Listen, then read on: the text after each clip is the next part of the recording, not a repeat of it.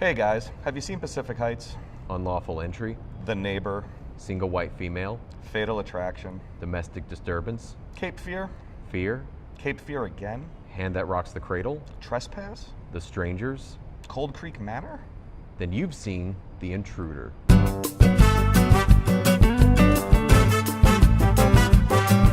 can't get much more creative than this film. You probably have never seen a movie of this type before. But Jeff, what did you think of The Intruder? It might be the worst thing we'll see all year, and I feel like I'm being generous. Wow, you just sound defeated. This is probably one of the best, worst movies that I've seen in general. I felt like it was one of those like Intruder breaks in movies, but directed by Tommy Wiseau. Like, it really had a lot of room-esque things that happened. It literally is the formula, like the stranger break-in or like couple being terrorized formula. They hit every single step of the formula.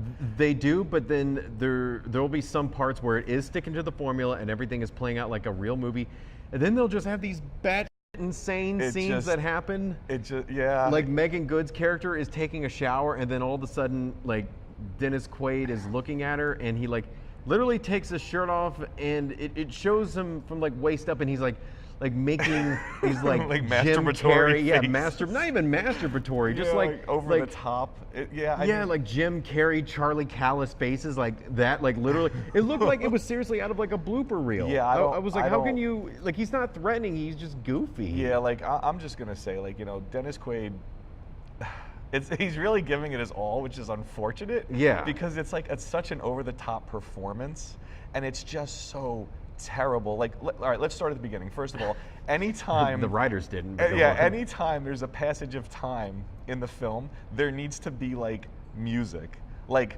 rap music or R&B for because it doesn't fit the film at all. They just slap it on there as like a transitional music. That's the thing that would suck, is because they had a traditional score to like underscore like the scary moments and everything, and like they just threw it away, which was fine. I mean, like that score was fine. Yeah, but then when a scary scene would happen, then all of a sudden it would just be like, like, oh wait, it's a week later. We have to have like some kind of segue music. Like, oh wait, yeah, that Coolio song makes me know that a fortnight has passed. And then I feel like they went out of their way to like, sorry, but spoiler alert, you know exactly who's gonna die the minute. I did not. The minute the movie starts, because you've seen the film. Like, the formula was so perfectly followed. I thought there was going to be some cleverness to it, and a little bit. No, but not at all. He's just crazy. I thought there was going to be a scene where like he's filming, because there's an underlying part where, you know, he goes to like this client meeting, and there's this really attractive woman that's either like his boss or something like that. I don't know. She's wearing a pantsuit. I don't know. Yeah. But they go to this bar, and then she ends up kissing him. I thought that was going to come into play later. I thought it was going to be like, oh, it turns out that Dennis Quaid was filming him. Right. Use and that's to what blackmail I was him, expecting too. And then to get his wife. But no, it just happened. It just happens, and you know, nothing comes there's of it. A full-fledged 5-minute couple argument over texting versus calling, and that tells you where we're at from a filmmaking perspective. Because the last time the dude texted his wife, he cheated on her, so now he has to call her. What? Yeah, like, and they get into an argument over it. It's a 5-minute argument. It's a 5-minute scene, and I'm like, wait, I thought we were watching like a thriller movie, not like couples therapy. And then as the film progresses, it gets to that point where like they throw actual dialogue out the window, and they just do like 10 minutes of creepy walking around the house. You know, like what creaks and what does this, and of course that only happens when the guy leaves the house. It is so ridiculously terrible. It's like we had a crowd of people that were all talking and yelling at the screen, and that was better than the film itself. But mainly they were just acting like George C. Scott in Hardcore, just like yelling at the screen like, turn it off. I was hoping, it was like one of those movies where you're like, I know how this is gonna go, but it's maybe not. It'll twist. Yeah, maybe it'll twist. Maybe it'll turn. Twist. It will not twist. We knew who was going to die. The tree doesn't fork. We knew who was going to die and how they were going to die and how it was going to happen and what the steps were going to be. And the problem that really with the film is like they paint the wife as really gullible, like to the point where like it's been months of this dude terrorizing you, and you still don't believe that. And then the one time that he actually acts batshit crazy, that's the clue they get. Oh wow! Well, this must be. They must have been right this whole time. And I love Megan Good. She's, you know, everything I've seen. I've had a crush on her since Cousin Skeeter, which, you know, we can get into that. Fair enough. But I did not like her Demi Moore from Ghost. It was bowl bad. cut. Yeah, not even that. But I mean, like then it's a PG-13 movie, so they try to push like a sex scene for no good reason. Yeah. And then they have a sex scene while like Dennis Quaid's character is just standing in the doorway watching them. Standing in the doorway, and he's always like profusely sweating. And he's always sweating, and like the nervous tics are getting worse. And I mean, I feel like he took this opportunity to like play this heavy or this crazy, and he just like ate the scenery. He did, and that was the thing. Like none of the other actors, like he kind of, it seemed like that he was walking in from another movie in some of these scenes, and the whole movie takes place in a house. So like, let's be honest, the thing cost them like $5 million, probably which $3 million was like Dennis Quaid's salary. This is the kind of thing that like a studio would have made in 1998. Yeah, and everyone would have been raving and ranting about it. How amazing this is. This is like Domestic Disturbance or Sliver or any one of those generic, let's throw some sex and violence and a creepy dude into a house movie. And this, I was like a time warp. Obviously they have, it's either the guy or the girl in the movie that makes the dumb decisions. Like Megan Good, she's like near her phone at one point towards the end of the film, but she bothers to lock all the doors, but not take her phone call. With it. Yeah, not to make a phone call or anything like that, because of course the plot has to play out and everything like that. And then like the male character makes the decision to have like the alarm system hooked up to their cell phones, so that the guy can't cut the landline. But that never comes into play. Not once is that alarm system used. No, not one. Well, and it was used to find out that like the kids were. Well, that was that was the light though. I mean, oh yeah, no, they did figure out how he was getting inside, which was that secret room. Like they literally set up a million things and then paid off none of them, except for the obvious way the dude was going to die. And also the gun talk I thought was going to play out in a better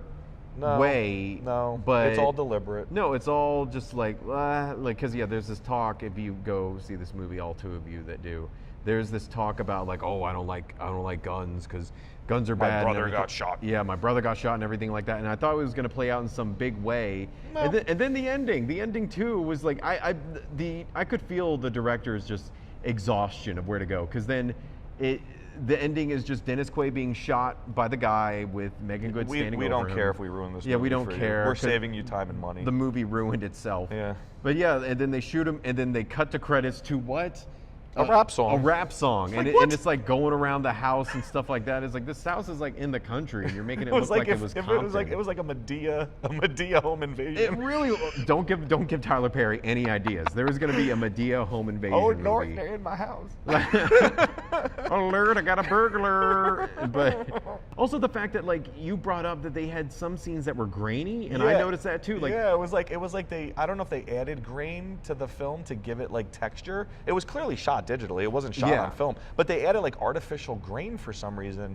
It didn't even fit. Because there would be a scene where they were like talking outside in the daylight, and then it like went to a shot of Dennis Quaid talking to him, and it looked looks like 16mm film. Yeah, like what? And then it looked like the Zapruder tape. Then they were using like weird light filters on the inside of the house. Yeah, and then the scene at the end where like they're running around, and then all of a sudden it goes into slow-mo for some reason. For no reason. Yeah, they're not like 4 minutes of slow-mo. Yeah, they're not reaching for anything or trying to escape. It's just like them running around for some reason in slow-mo, and there was no pay. Again, this movie should just be called No Payoff. No payoff. Because there's no payoffs in the movie. I frigging hate that there was one exact scene that I actually thought was well done, and that was the credits. Besides the credits, that was when he initially finds out that they changed something in his house, and as the husband is talking, they just brought up like a crescendo of like drums and breathing to like show how angry he was.